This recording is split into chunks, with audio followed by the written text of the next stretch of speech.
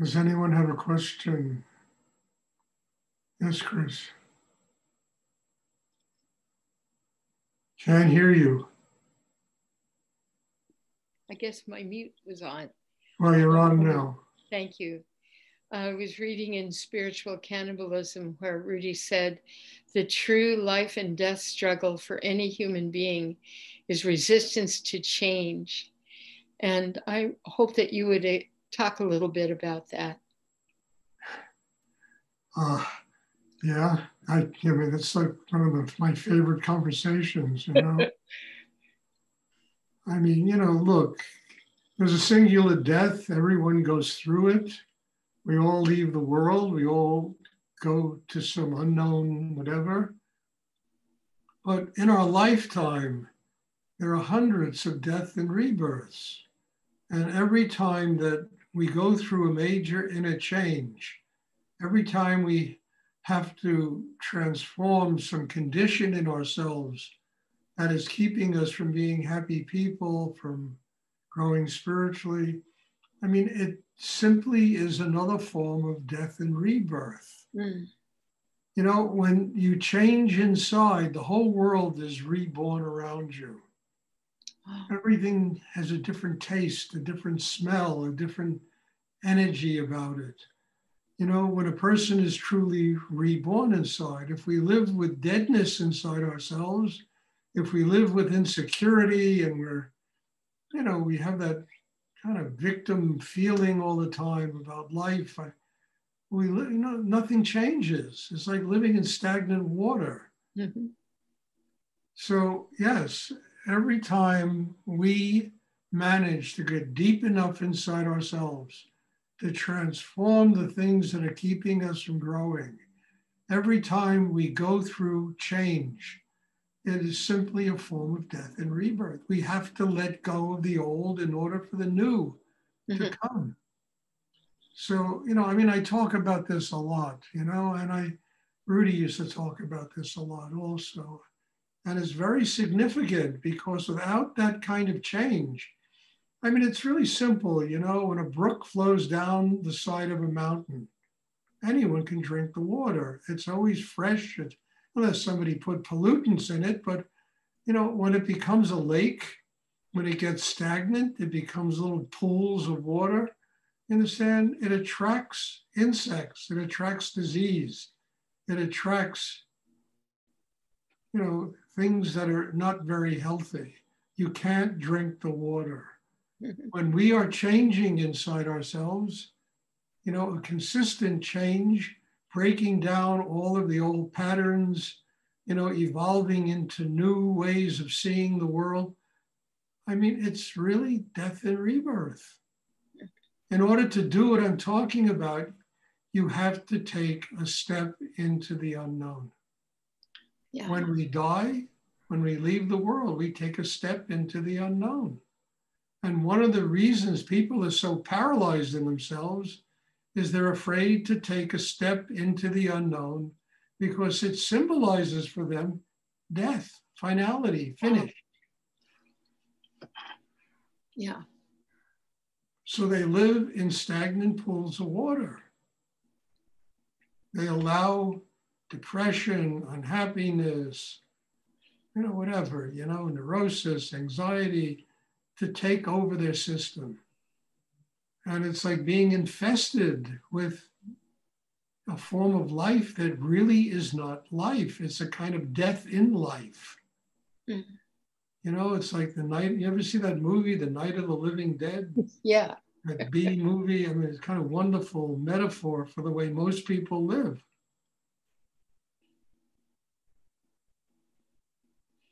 So the fear of death is also the fear of change, the fear of opening and stepping into the unknown, taking chances with your life, not being afraid to live on the edge a little bit, where you have to take chances with your life. You know, and that keeps people from ever being fresh and alive and juicy and wonderful to be around. You know, they're always so stodgy and full of themselves that, you know, it's very difficult to spend a lot of time around people that are living in stagnant water. That's really helpful. Thank you. You're welcome, Chris. It's very important too, as well as being helpful. It's one of the major battles I have, not with myself. I'm changing all the time, you know? I mean, things are always, I mean, even now I got a bad ankle, which is getting better, thank God. But there's always something that comes that makes life interesting. And changes that take place in myself. Because the very fact of living and swimming and spending my time in a stagnant pool of water is really more scary to me than stepping into the unknown.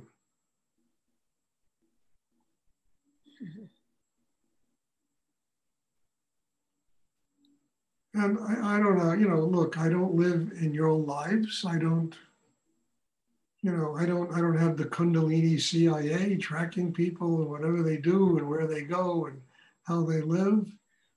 I respect each and every person. And I'm hoping that somehow the teachings of Rudy, my teachings, penetrate that wall inside and begin to give people the courage to be able to every day take a step into the unknown, every day to change, every day to work on themselves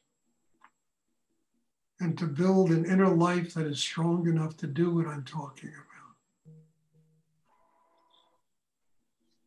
Without that, double breathing and triple breathing and quadruple breathing, it's all bullshit, It has to penetrate the walls inside. It has to loosen up and break down those walls. It's like the Battle of Jericho with Joshua, the walls came tumbling down, I mean, it really is. A thing in the Bible is a metaphor for what I'm talking about.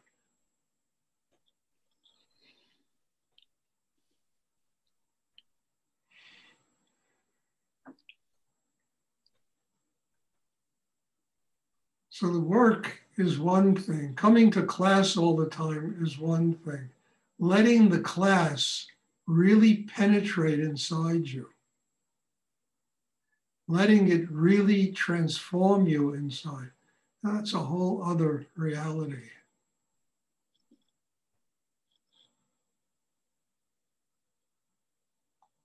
And whatever you do in your life, it'll make it more interesting. Because no matter what we do in life, there are always hidden and mysterious elements to it, that can teach us something about ourselves and how to grow, that can connect us with God. But we need to master our inner selves so that we can do it. And I know this is kind of a scary proposition, and everybody's looking, especially in this insane world we live in, everybody's looking for security, They're hiding out and trying to build fences around themselves to protect themselves. But that's not security. Security is truly opening and connecting with God. That is real security.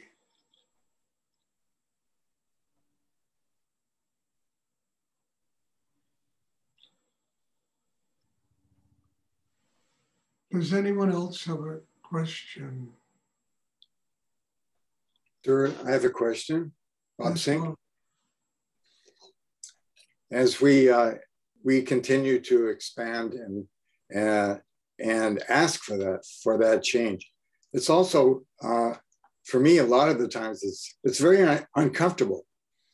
And how is the best way to come to terms with that piece of it? Bob, life isn't all about comfort, Life is about growing. When you make a change inside, you literally are stepping into a void. You're moving into areas of life within yourself and also externally that are completely unfamiliar. It's going to be uncomfortable. And the way that you move through that void is by building an inner life that is strong enough to get you to the other side, where you can have your balance again. The discomfort is not necessarily a negative thing. It's just telling you that your world is changing. And yes, when the world is changing for any of us, you know, there's going to be discomfort. But as we change and as we grow inside, we have that rootedness, that foundation, that strength in us to step into that world and to be completely at home in it, where it no longer intimidates us, it no longer threatens us, it just provides us with a newness of energy and a newness of growth and a newness of wisdom and vision that we can carry with us as we move through life. So the discomfort, yes, I agree. I've been living in discomfort most of my life. I don't even take it seriously anymore because I understand when you change inside, there's going to be discomfort. You have to let go of the familiar. There's going to be discomfort. But taking a step and crossing the void from the past into the present, you know? I mean, once you do that, you have stability in yourself, an enormous amount of strength that can deal with all the changes that are taking place.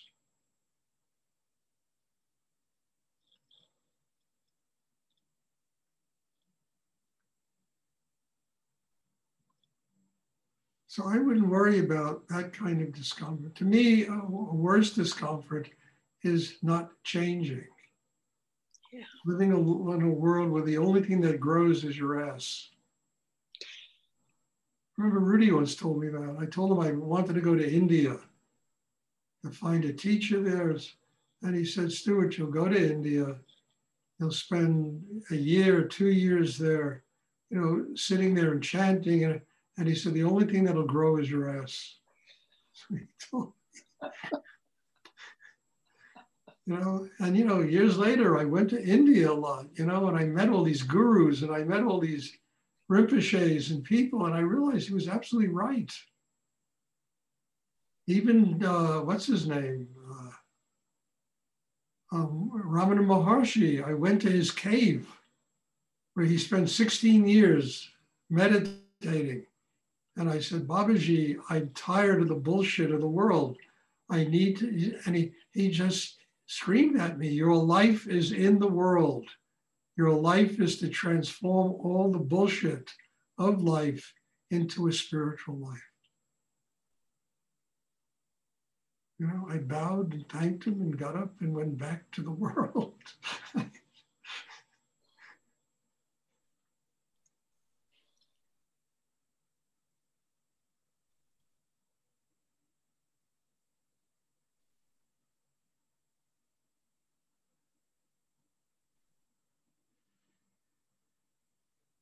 I mean, don't think I didn't want to get out of this. You know, this is not easy to spend every day of your life changing and growing and reaching for more. But part of it is the recognition that energy of God, energy of spirit, energy of all creativity is without any limitation in the universe. And the only thing that limits it is what goes on in our heads. That's what limits it.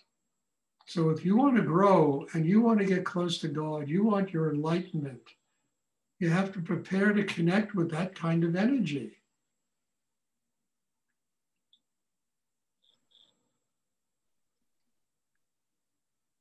I mean, it's like artists, you know, I mean, I forgot the guy's name. He was a fauve painter and he painted these, you know, when I first saw his paintings, one painting after the other, like village scenes with heavy clouds, and every painting was like that. And they'd be at Sotheby's and Christie's and estimated $300,000 and $400,000 a piece. I never could understand it. I said, this guy, you know, he obviously found something commercial and he was doing it, you know?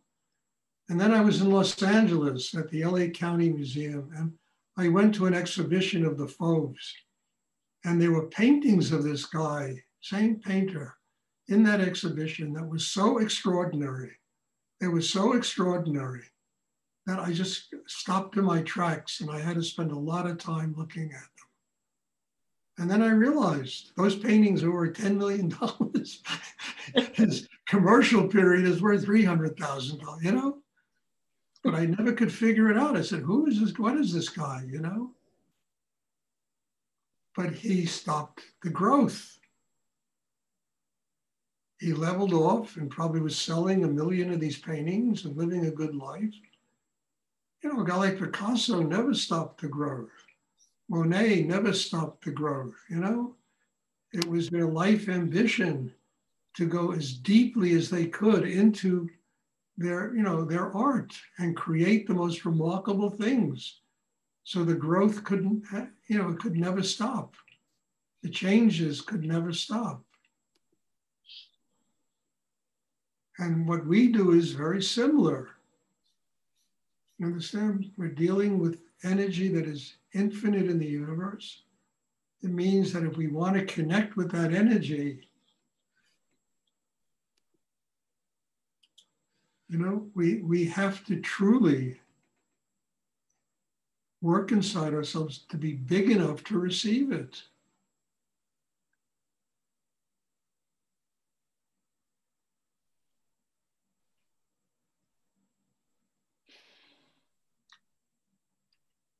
And there's discomfort.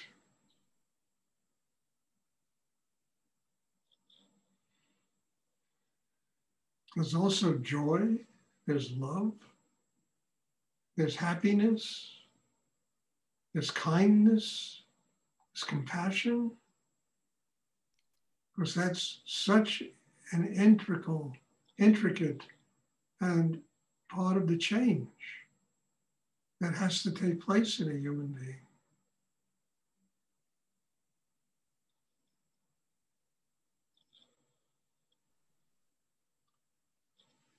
Does anyone else have a question they would like to ask? Thank you, Stuart. You're welcome, Bob. And look, I don't know, it's like pre-vacation and post-vacation. The teachings that are coming through me now are very different than they were 6 months ago. It means that major changes are taking place inside me. They're deeper, they're richer, they're, you know, and my whole job is to pass this on to all of you.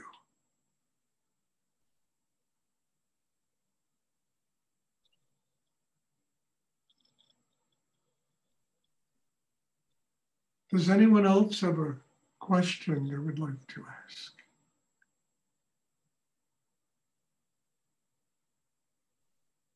And just to finish, don't ever take yourself for granted. Understand? Don't get too familiar with yourself. Because every single person that's here is connected to energy that is infinite in the universe. And the second you take yourself for granted is the second that connection, you know, it short circuits.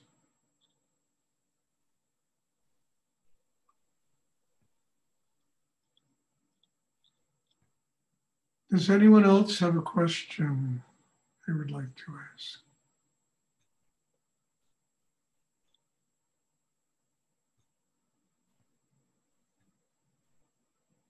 Can you elaborate on that? I'm not quite sure what you mean. Well, procrastination, assuming that you've arrived, you know, Okay. taking yourself for granted, you know, not using every day as an opportunity to grow, not using every day as a gift from God that can help you to truly evolve in your life and attain higher levels. Taking for granted, and all right, a better word would be not to be satisfied. Mm. Not to be satisfied. To me, satisfaction is the end of your life. But to truly have that slight discomfort in you that you need to transform. And having it always there. As Rudy always said, it's like, like an oyster and a pearl. It needs something to irritate it in order to create the pearl. Well, we need a little bit of discomfort in order to make us work deeper on ourselves. And then you don't become familiar, you don't get satisfied with your genius and how extraordinary you are. That's not my problem. Okay, good. I ever spend time around people like that? I have, and it's just, whew. I was in the art business for so many years, and 80% of the people in the art world are just like that. Yeah. Totally satisfied. They know better. Their noses are up in the air. You need a bit of irritation. It's really great. So be grateful for it. Don't be, oh my God, I got something wrong. No, it's making you work on yourself.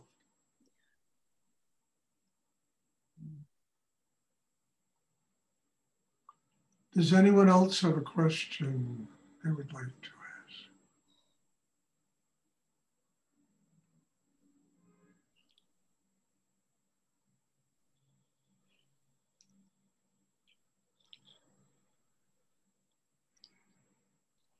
But in terms of uncomfortable communication, you like going into that type of discomfort with other people that might help you grow, but let me tell you, discomfort with other people is because you're not comfortable with yourself. You're not balanced inside, secure inside yourself. You don't have that inner strength. That's why you're discomfortable with other people. That's why other people bug you. If you have that strength inside yourself, you'll never be uncomfortable with anybody. I mean that. So you can't blame it on the other people. They just bring whatever their baggage is to you, If you have developed a chakra system that's strong enough to really be rooted and the heart's open and mind is, you'll never have discomfort with anybody. Everybody becomes your teacher. So you can't blame other people. You've got to take a look at yourself. What is this person telling me about what I need to do to grow inside?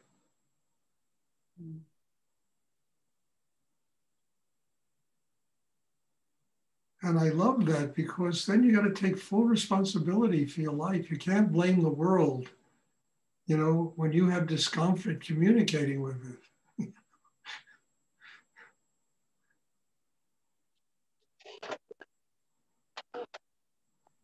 And that's not an easy thing to get over, but it's a really important thing to get over.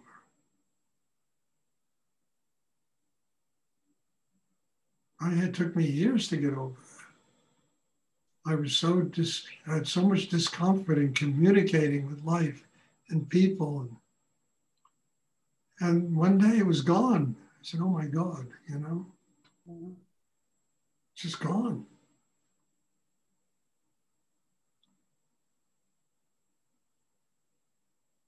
I'll look forward to that day. It'll come, Soren. And by the way, did you get my email I sent you today? Yes. I'm looking forward to looking over those poems. Okay. And I'll send you some stuff. All right, great. Thank you. Yeah. Thank you. You're welcome. Does anyone else have a question they would like to ask?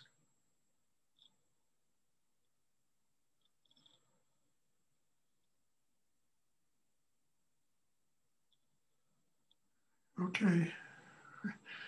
There'll be class tomorrow night.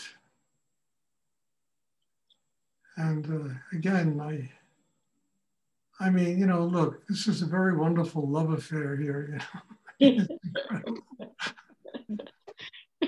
so grateful to do this. I am so grateful to be able to be here and to share these things with you. And because I never even know what's coming. You ask questions and the answers come, and I never know what I'm going to talk about on any given evening, how the energy is going to manifest in the class. I'm just really grateful to do it because every moment of it is helping my spiritual life evolve. And as I said the other day, every one of these classes, if you don't take them for granted, should take you at least one step closer to your spiritual enlightenment. Every class, its purpose is that. So thank you, and God bless you all. And I'm looking forward to seeing everybody tomorrow. Thank you, Stuart. Thank you, Stuart. Thank Good you, night. Stuart. Class, wonderful. Thank you. Thank you, Stuart. Thank you. Have a good evening.